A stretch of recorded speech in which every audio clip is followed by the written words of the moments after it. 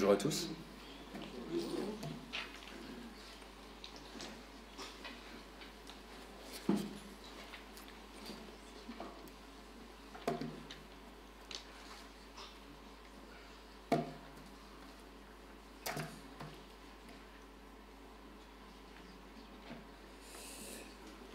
Si vous êtes sur le groupe WhatsApp des annonces de l'Église, vous avez vu que je demandais de lire un chapitre un peu particulier pour aujourd'hui, le chapitre 19 de la Genèse, qui parle de la destruction de Sodome et Gomorrhe.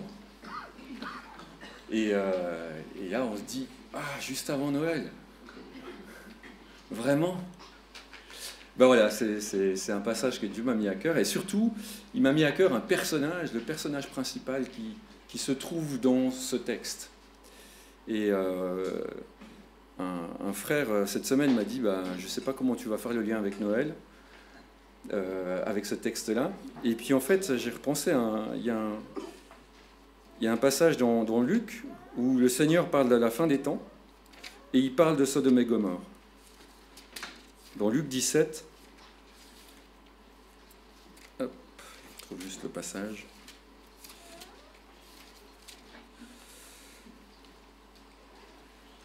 Luc 17, 28, la parole, ce Seigneur, il dit ceci. Ce sera comme à l'époque de Lot. Les hommes mangeaient, buvaient, achetaient, vendaient, plantaient, construisaient. Mais le jour où Lot est sorti de Sodome, une pluie de feu et de soufre est tombée du ciel et les a tous fait mourir. Il en sera de même le jour où le Fils de l'homme apparaîtra. Et en définitive, moi, ce que je trouve assez extraordinaire dans la Bible, c'est que Dieu nous met des textes qui nous avertissent. Et des milliers d'années après l'histoire de Sodome et Gomorrhe, le Seigneur rappelle que c'était là comme témoignage. Alors, si vous regardez dans plein de religions différentes, je crois qu'il n'y a aucune qui met des histoires aussi sordides dans ces textes religieux. La Bible, et c'est pour ça que moi je crois que la Bible est vraie, elle nous parle de faits et de choses qui se sont passées pour nous dire attention. Attention. Et c'est aussi pour ça que j'ai mis ce titre, être juste ne suffit pas, parce qu'on va parler de Lot. Et on en parlera tout à l'heure, mais dans l'apôtre Pierre, dans un texte, il écrit que Lot était un homme juste, qui tourmentait son âme. Pourtant, quand on regarde les textes qui le concernent, on est très étonné de sa vie. Donc je vous propose ce matin de faire un survol de la vie de Lot, parce qu'en définitive, ce qui se passe dans Genèse 19 pour Lot, c'est les conséquences de ce qui s'est passé avant. C'est un peu l'aboutissement de choix que Lot a fait auparavant. Alors je vous propose de commencer avec les textes de Genèse 11, 27 à 12, 5. Genèse 11, 27 à 12, 5, où on voit pour la première fois Lot apparaître.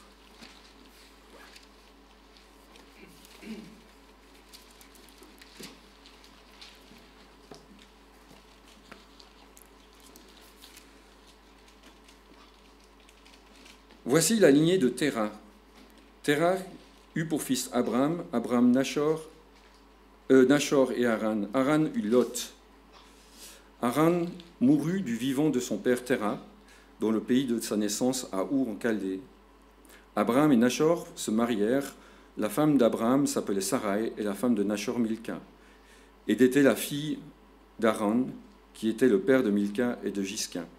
Sarai était stérile et n'avait pas d'enfant. Terah prit son fils Abraham, son petit-fils Lot, qui était le fils d'Haran, et sa belle-fille Sarai, la femme de son fils Abraham. Ils sortirent ensemble d'Our en Chaldée pour se rendre dans le pays de Canaan.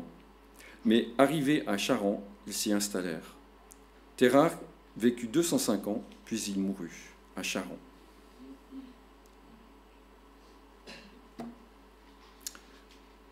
L'Éternel dit à Abraham, quitte ton pays et ta patrie et ta famille et va dans le pays que je te montrerai. Je ferai de toi une grande nation, je te bénirai et je rendrai ton nom grand et tu seras une source de bénédiction. Je bénirai ceux qui te béniront, je maudirai ceux qui te maudiront et toutes les familles de la terre seront bénies en toi. Abraham partit conformément à la parole de l'Éternel, et Lot partit avec lui. Abraham était âgé de 75 ans, 75 ans, lorsqu'il quitta Charan.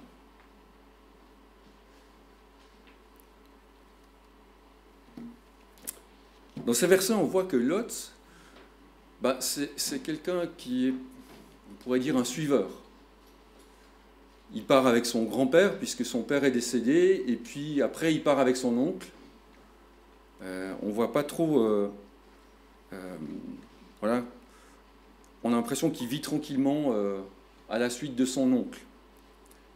On le retrouve un peu plus tard, au verset 10 du chapitre 13, au chapitre 13.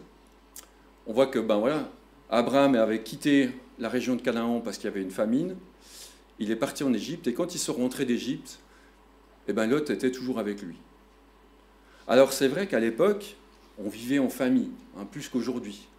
Quand on se déplaçait en famille. Si vous regardez la famille de Jacob, ses fils étaient avec lui, et ils vivaient une grande tribu. Mais on voit que, Lot, on a l'impression qu'il a vraiment... qu'il est celui qui suit tranquillement. Et d'ailleurs, c'est intéressant parce que si on regarde les commentaires rabbiniques sur ce personnage, ils ne sont pas très tendres avec lui. Lot vivait dans l'ombre de son oncle et il était probablement très envieux de sa réussite. Voilà ce qu'on trouve dans les commentaires rabbiniques. Lot vivait dans l'ombre de son oncle. Et on a l'impression qu'il a toujours été un peu pris en charge par sa famille. Et puis à un moment donné, il y a un choix qui va se présenter à lui. Et on voit ce choix dans le chapitre 13, les versets 5 à 11.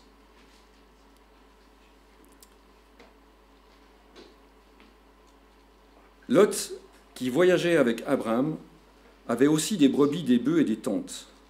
La région ne suffisait pas pour qu'ils habitent ensemble. En effet, leurs biens étaient si nombreux qu'ils ne pouvaient plus rester ensemble. Il y eut une dispute entre les bergers des troupeaux d'Abraham et les bergers des troupeaux de Lot. Les Cananéens et les Phéréziens habitaient alors dans le pays. Abraham dit à Lot qu'il n'y ait donc pas de dispute entre toi et moi, ni entre tes bergers et les miens, car nous sommes frères. Tout le pays n'est-il pas devant toi? Sépare-toi de moi, si tu vas à gauche, j'irai à droite, et si tu vas à droite, j'irai à gauche. Lot leva les yeux et vit que toute la plaine du Jourdain était entièrement arrosée.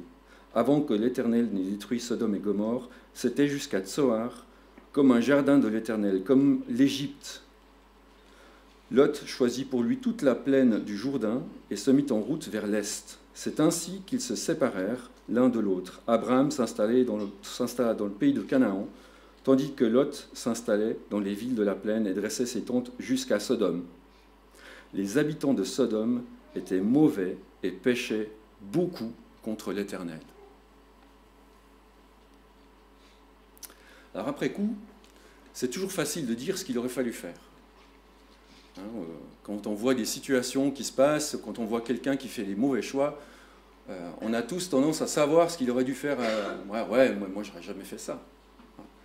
Je sais pas si vous êtes un peu... Moi, je suis un peu comme ça quand même. Un peu jugé critique en disant franchement... Mais c'est quoi ce mauvais choix? Déjà, la première erreur pour moi... Alors Lot, il a le choix. Son oncle Abraham lui dit, vas-y, choisis. Bon, tu vas d'un côté ou de l'autre, pas de problème. Moi, j'irai à l'opposé.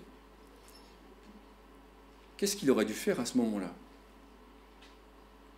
Enfin, dans ma compréhension, par respect de son aîné, il aurait peut-être dû lui dire « Non, mais mon oncle, ne t'inquiète pas, je vais m'en occuper. Les bergers, là, ça va se calmer, je vais les calmer, moi, mes bergers. Je ne veux pas me séparer de toi. »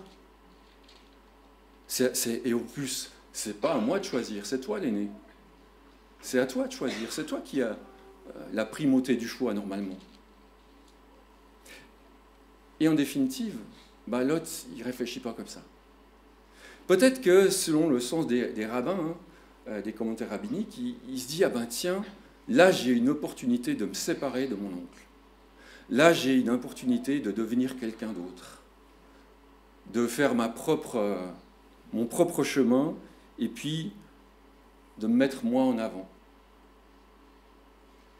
Et sur quoi il base son choix pour quitter son oncle? Je l'ai surligné. Il vit que toute la plaine du Jourdain était entièrement arrosée. Waouh! C'était jusqu'à Tsoar comme un jardin de l'Éternel, comme l'Égypte.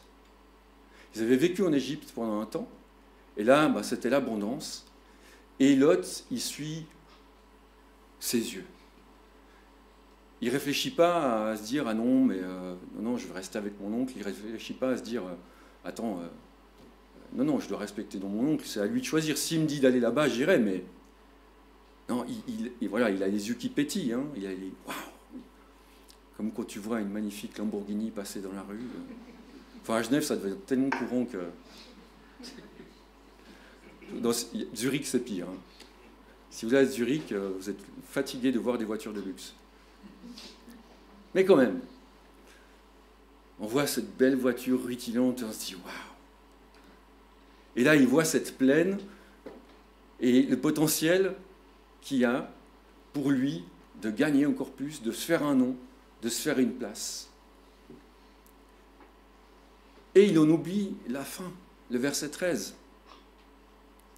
Parce qu'il est sûrement au courant de la réputation des gens de Sodome et Gomorrhe. Tout le monde le sait. Et je trouve intéressant que l'auteur biblique y mette ce rappel-là à ce moment-là. Ça nous donne une indication. Les habitants de Sodome étaient mauvais et péchaient beaucoup contre l'Éternel. Et probablement que c'était su de tous. Et Lot, il le savait aussi. Mais malgré tout, il choisit le meilleur à ses yeux pour se séparer de son oncle.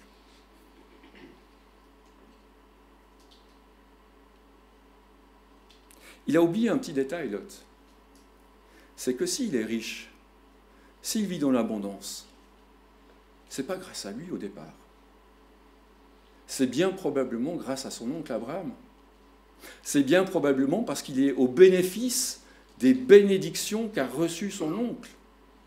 Parce que Dieu a béni Abraham. Et lui, il est, quelque part, ça ruisselle, quoi. Ça ruisselle sur lui, sur toute la famille. Et tout ce qu'il a, ça ne vient pas forcément de lui.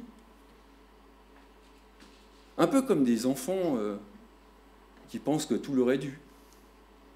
Qui ont toujours suivi les parents, puis qui, au moment de faire le choix, ils disent « Ben oui, quand même, c'est moi qui ai réussi, hein, quand même. Tu n'as pas oublié un petit détail. Tu n'as pas oublié que c'est tes parents qui t'ont donné une éducation, une place pour vivre. Voilà. Tu n'as pas oublié ce détail-là.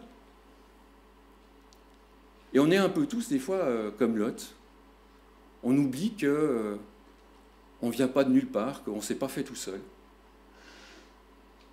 Et comme dit, c'est facile de le blâmer, mais je pense que, bon, moi, quand je regarde ma vie et comment j'ai agi vis-à-vis de mes parents plusieurs fois, je me dis, oups, j'étais pas mieux que lui, en fait.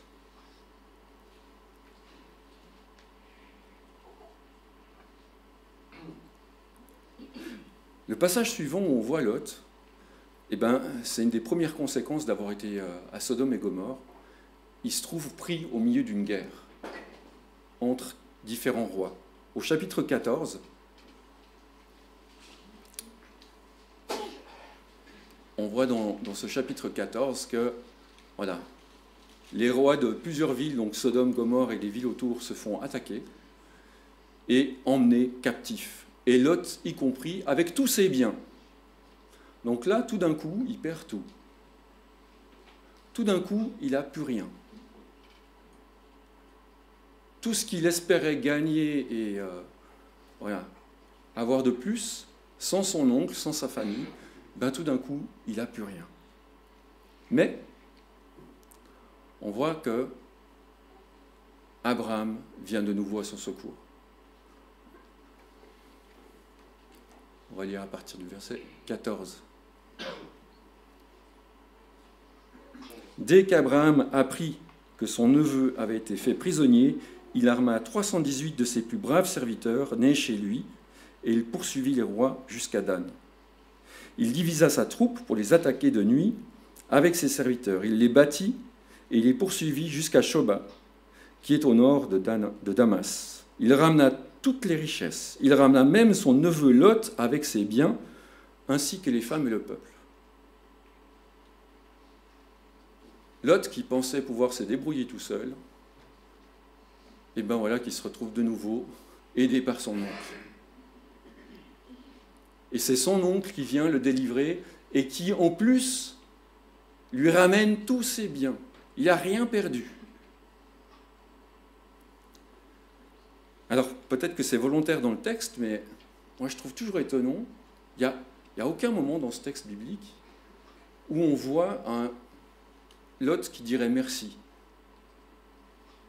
Il n'y a pas de reconnaissance. On a l'impression que voilà, ça c'est fait, ok, je rentre chez moi, je retourne dans ma petite vie comme avant. Tout s'est bien passé, je suis sauf, donc je recommence comme si rien ne s'était passé en fait. Comme s'il n'y avait jamais eu de problème. Alors, voilà, le texte biblique, il donne pas toujours tous les détails, hein, mais moi je me suis fait vraiment cette réflexion en disant, ben, en fait Lot, voilà, il a failli passer à la casserole, comme on dit, et il s'en sort super bien, et ça ne le fait pas réfléchir. Ça ne le fait absolument pas y réfléchir. Il ne se dit pas, ah mince, il faudrait peut-être que je change de point en fait, c'est peut-être un peu dangereux par ici. C'est peut-être un peu chaud de rester dans un endroit aussi problématique.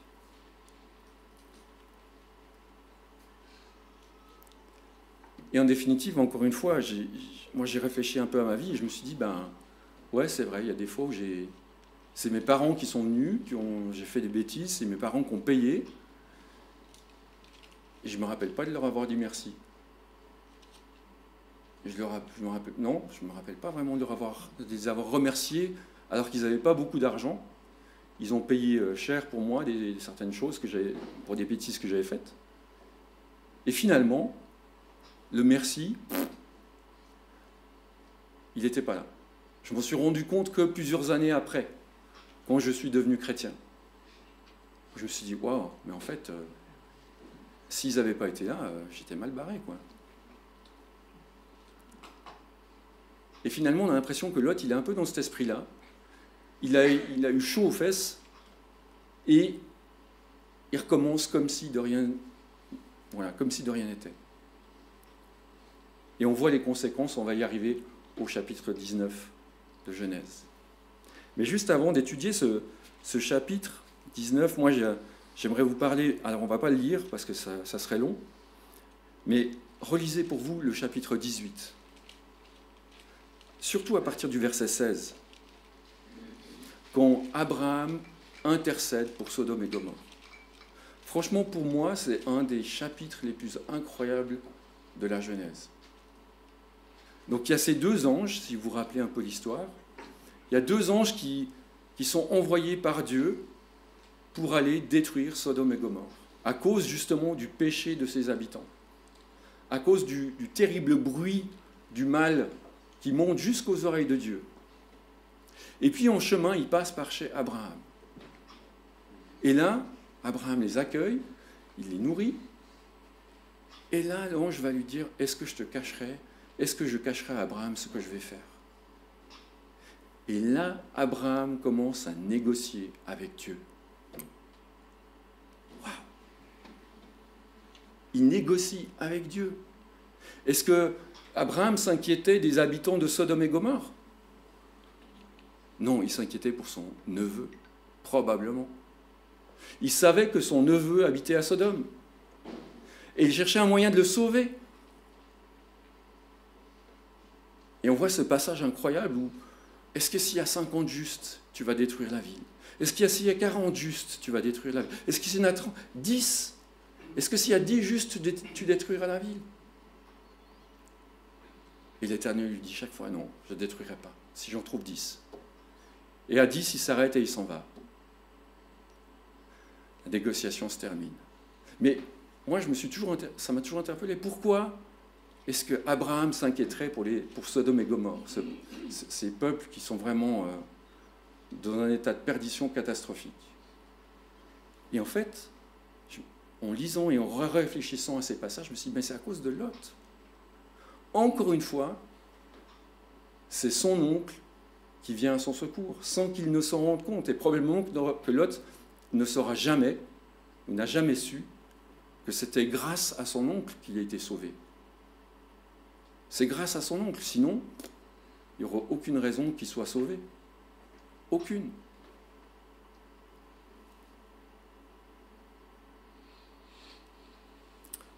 C'est ce que nous dit d'ailleurs le verset 29 du chapitre 19.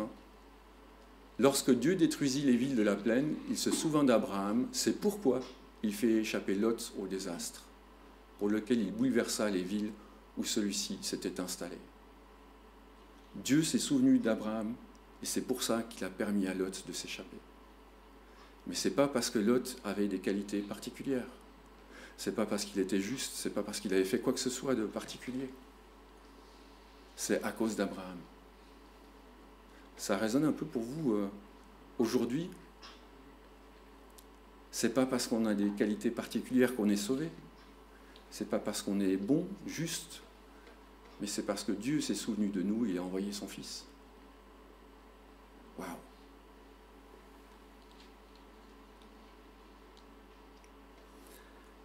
Alors on en arrive à ce chapitre 19 qu'on va survoler. Je vais juste sortir quelques éléments.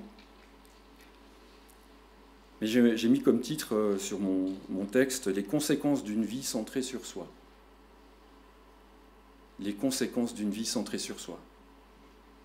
Parce qu'en définitive, il y a tout le côté dramatique de ce qui se passe à Sodome et Gomorrhe. L'attitude des gens, on voit la perversion de ces gens, la perdition de ce peuple. Mais ce qui est pour moi vraiment dramatique, c'est l'attitude de Lot là au milieu. On voit au départ, au verset 1, qu'il siège à la porte de la ville. Et pour nous, ça ne veut pas dire grand-chose aujourd'hui, siéger à la porte de la ville, mais dans l'Ancien Testament, quand on siégeait à la porte de la ville, c'était qu'on faisait partie de ceux qui étaient les juges de la ville.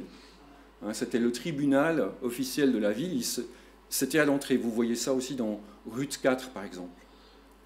Et c'était les gens normalement reconnus et importants dans la ville qui se tenaient à l'entrée, et quand il y avait des jugements à faire, eh bien, les personnes venaient et consultaient ces personnes qui étaient là.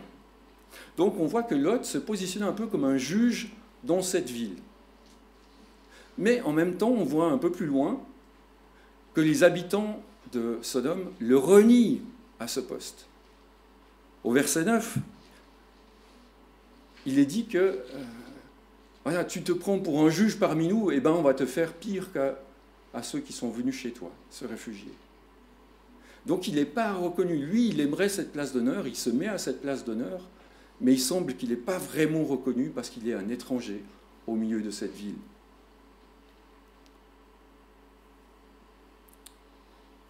Ensuite, il a un sens un petit peu particulier de l'accueil, Lot. Alors peut-être qu'il s'est mis à la porte de la ville aussi pour veiller aux gens qui arriveraient, parce qu'il connaît le cœur des gens de Sodome et il a envie de leur éviter des mauvaises surprises. Il accueille ces deux hommes et il insiste vraiment lourdement pour qu'ils viennent chez lui se réfugier pour la nuit. Il ne voulait pas les laisser sur la place publique.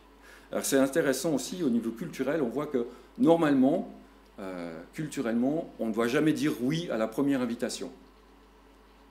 Il faut qu'on ait au moins deux fois demandé pour que les personnes viennent loger chez nous. Si on dit oui tout de suite, c'est impoli.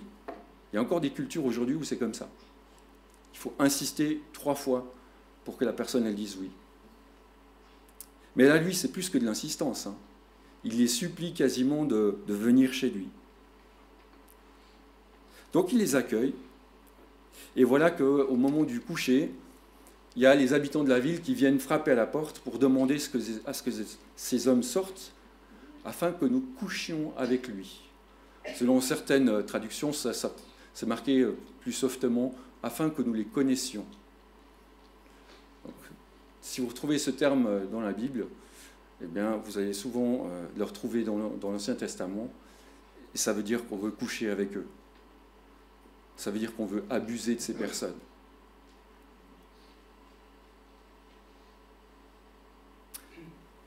qu'est-ce que fait Lot? Il sort et il dit, écoutez, j'ai deux filles encore vierges, laissez les hommes tranquilles, je vous donne mes filles. Waouh. Pardon? Enfin, moi, je trouve ça hyper choquant. Alors aujourd'hui, dans notre culture, c'est encore plus choquant. À l'époque, ben voilà, les femmes, pardon, elles n'avaient pas beaucoup de place et d'autorité. Et elles étaient soumises à leur père, à leur mari ou même à leur frère. Mais quand même, pour sauver l'honneur de ces deux étrangers, il est prêt à jeter en pâture ses propres filles à ces hommes. C'est terrible. C'est terrible, la morale de Lot à ce moment-là.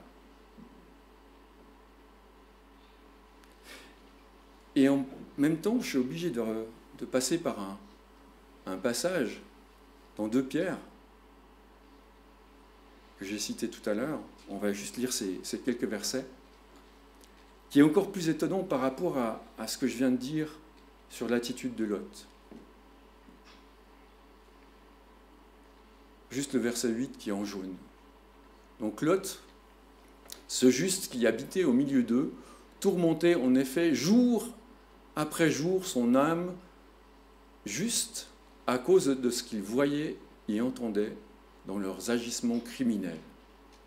Donc Pierre nous dit que Lot était un homme juste et qu'il tourmentait son âme à cause des agissements criminels de la ville de Sodome. Et en même temps, on voit dans le texte de Genèse 19 qu'il est prêt à sacrifier ses filles pour sauver 2 étrangers. C'est étonnant. Comment on met ça en parallèle? Alors, j'ai fait un peu des recherches, bien sûr, sur ce texte de Pierre. Et en fait, il n'y a rien dans la parole qui pourrait corroborer ce que dit Pierre là. C'est plus dans la tradition rabbinique. Si voilà, les érudits, les rabbins qui ont commenté l'Ancien Testament, ça vient plus de cette tradition-là, où Lot était considéré malgré tout comme un homme pieux et juste au milieu de ce peuple pervers. Ce qui est encore plus intéressant, c'est que si vous allez dans la tradition islamique, dans l'islam, Lot, c'était un prophète. D'ailleurs, dans l'islam en général, tous les hommes importants de l'Ancien Testament étaient des prophètes. Et donc, qui dit prophète, dit homme saint, qui n'avait jamais commis de péché. Et Lot, si vous prenez la tradition islamique, c'était en fait un prophète de Dieu envoyé à Sodome pour les avertir de la destruction qui allait arriver. Un petit peu comme Jonas. Mais il n'y a aucune base. Il n'y a aucune base pour dire cela. Alors pourquoi Pierre dit cela? C'est probablement à cause de cette tradition rabbinique qui mettait un petit peu, je ne sais pas si c'était pour réhabiliter Lot, mais en tout cas qui le mettait un petit peu en avant. Et en même temps, moi je me dis que ce texte il est intéressant. Il tourmentait son âme jour et nuit à cause de ce peuple dépravé. Mais il n'est pas parti. Il est resté au milieu. Il aurait dû. Enfin, s'il se rend compte que c'est tellement la catastrophe, pourquoi il reste au milieu de ce peuple? Pourquoi il ne se dit pas à un moment donné, je ne peux pas continuer comme ça, c'est pas possible. Je ne peux pas rester là au milieu.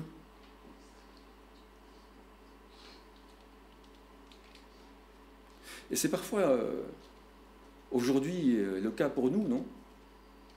On vit une situation où il y a de la compromission autour de nous. On vit dans un travail où on nous demande de faire des compromis, de mentir, de gruger, de tricher. Et finalement, on est quand même pas mal attaché à ce travail, puis ça rapporte bien. Donc, ouais, c'est dur, tu vois, vraiment, c'est dur, c'est dur. Je te prie pour mes collègues, je te prie pour mon patron, il faut les changer leur cœur, mais j'ai besoin d'argent, donc je reste.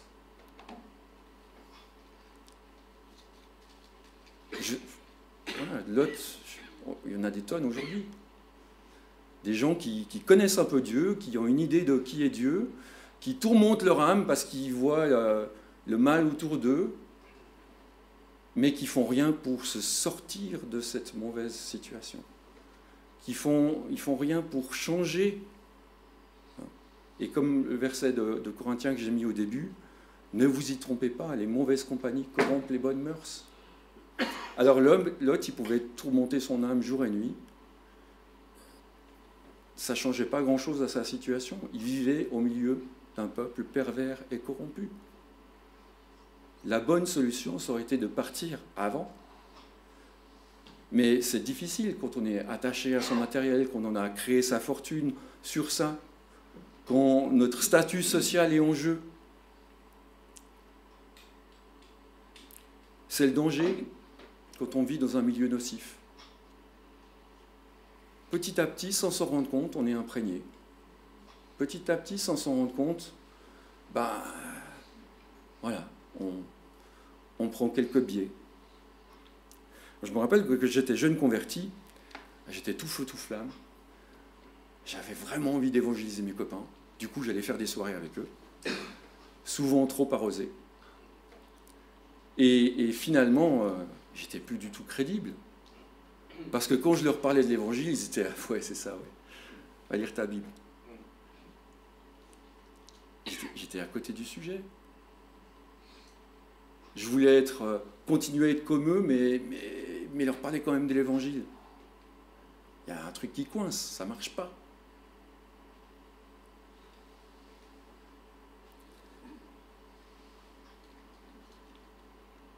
Et le choix difficile, c'est de perdre ses rêves ou perdre sa vie. Et là, le choix pour Lot, il est concret.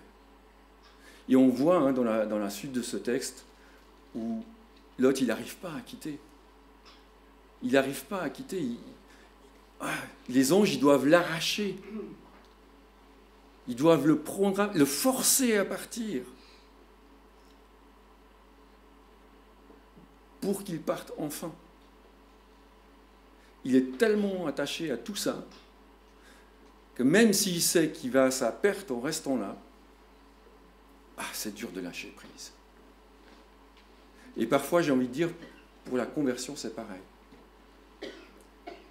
Parfois, on regarde tout ce qu'on perd, on essaye de calculer, on se dit « Ah là là, mais si je commence à marcher avec Dieu, tu te rends compte? Je vais devoir arrêter de faire ceci, je vais devoir arrêter ça, je vais devoir changer ça et ça et ça. » Ça va être dur quand même, c'est compliqué, non? Est-ce que je peux vraiment lâcher tout ça pour Dieu? Le prix, il est lourd. Oui, mais la mort, c'est pire. La mort, c'est pire. S'il restait, il était détruit. Et ce qu'on ne comprend pas souvent, c'est... Ce qu'on ne comprend pas souvent, c'est ce que Dieu nous offre derrière. Dans Marc, si vous lisez Marc 10, 29, 30, qu'est-ce que dit Jésus? Quand les disciples lui disent « On a tout lâché pour toi », il répond « Il n'y a personne qui aura laissé sa famille et n'en retrouvera pas une nouvelle au centuple. Il retrouvera des pères, des mères, des frères, des sœurs, bien plus, et la vie éternelle. Parfois au travers de tribulations, mais il va gagner bien plus que ce qu'il aura perdu. Bien plus.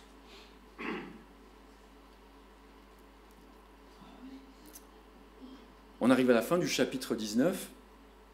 Si vous regardez les derniers versets, je vous laisserai les lire pour vous-même, à partir du verset 30 jusqu'à la fin. On voit une autre conséquence dramatique de ces choix de Lot, en fait. Donc Lot a quitté Sodome à la hâte, il a tout laissé, je ne sais pas ce qu'il avait pris avec lui, peut-être qu'il a pu prendre quelques affaires. Il part avec ses filles et sa femme, puisque ses gendres et ses autres filles n'ont pas voulu suivre. Il va se réfugier dans la petite ville de Tsoar. Il négocie encore à ce moment-là, juste avant. Il négocie pour pouvoir quitter et aller jusqu'à cette ville-là. Et puis c'est là où il y a la fameuse passage où la femme de Lot se retourne et elle est transformée en statue de sel. Parce que voilà, elle se retourne sur tout ce qu'elle a perdu. Et voilà qu'il habite à Tsoar pendant un temps, mais il se rend compte que c'est peut-être un peu dangereux. seul rescapé de Sodome, qu'est-ce qui s'est passé? Qu'est-ce que tu as fait de particulier pour être rescapé de cette ville qui a été détruite? Alors il va se réfugier dans les montagnes. Et puis là, ces filles commencent à réfléchir. Elles se disent, mais voilà, il n'y a que notre père, il n'y a pas de descendance, et il n'y a pas d'homme autour de nous pour se marier avec nous. Qu'est-ce qu'elles font? Elles lui donnent du vin à boire, et elles couchent avec, l'une après l'autre. C'est terrible. Et elles ont toutes les deux des enfants qui vont devenir les ancêtres du peuple moabite et l'ancêtre du peuple ammonite. Pourquoi elles en sont arrivées à cette extrémité? Parce qu'elles sont sorties de villes perverses et corrompues. Parce que les mœurs de Sodome et Gomorrhe, voilà, c'était probable que si des filles couchent avec leur père, c'était pas si grave. Et surtout, l'objectif, c'était de donner une descendance. Sauf que ça a des conséquences sur plusieurs siècles, cette histoire-là.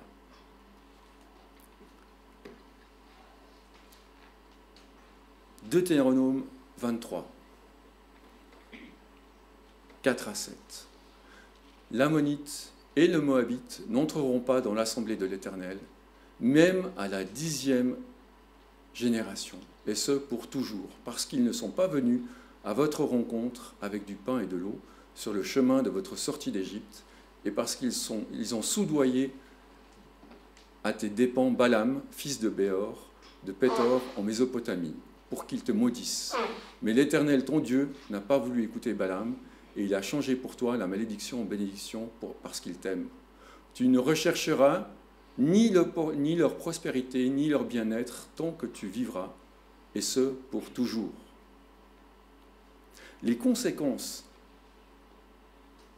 de cette coucherie de Lot avec ses filles, et de cette descendance, Moabite et Ammonite, elle a des répercussions plusieurs siècles plus tard. Puisque voilà, ce passage, il parle en fait de la sortie d'Égypte. Si vous lisez dans Exode, quand le peuple est sorti d'Égypte, les Ammonites et les Moabites ont refusé de les aider et ils ont refusé de les laisser passer.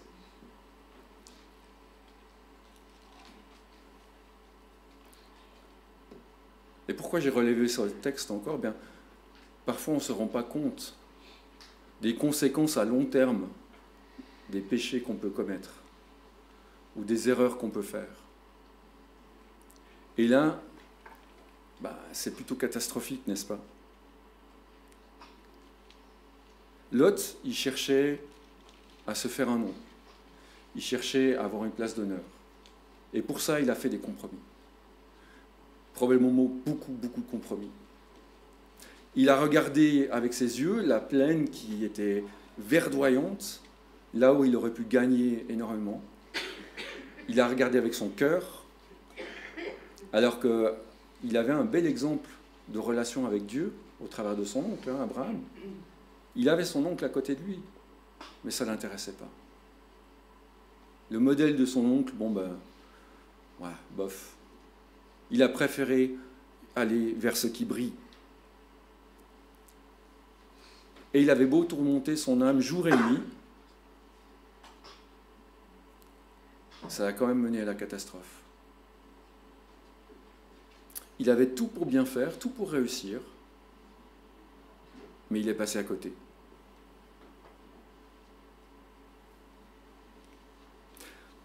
Comme je disais tout à l'heure, moi je trouve extraordinaire qu'il y ait ce genre d'histoire dans la Bible, même si elle est dramatique, même si cette histoire de Sodome et Gomorrhe elle nous choque, comme plusieurs autres passages de l'Ancien Testament peuvent être choquants.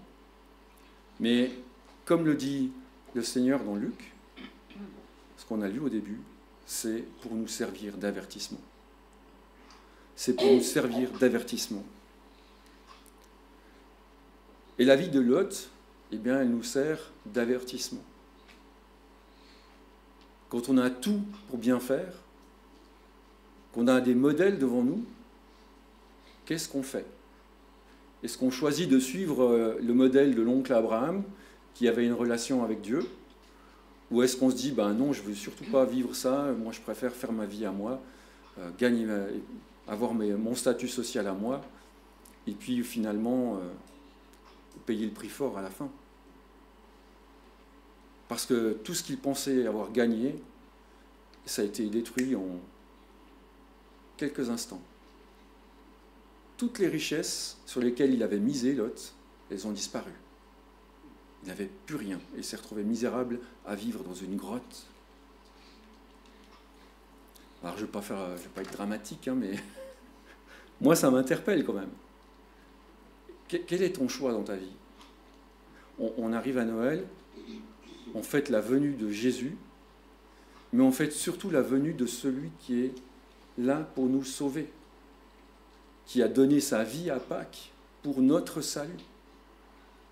Alors est-ce que tu es prêt à le suivre lui, qui a fait un sacrifice énorme pour toi, parce qu'il t'aime, parce qu'il veut te sauver? Ou est-ce que tu préfères vivre ta petite vie, suivre tes petits instincts, et puis au final, tu sauras que de toute façon, ta vie est perdue? Je te le dis, hein, la Bible, elle le dit clairement. C'est pas moi d'ailleurs, c'est la parole qui le dit. L'issue, on la sait déjà. Soit tu vivras éternellement avec Dieu, soit tu vivras éternellement loin de Dieu. Et le choix, il est pour toi aujourd'hui. Je te laisse réfléchir.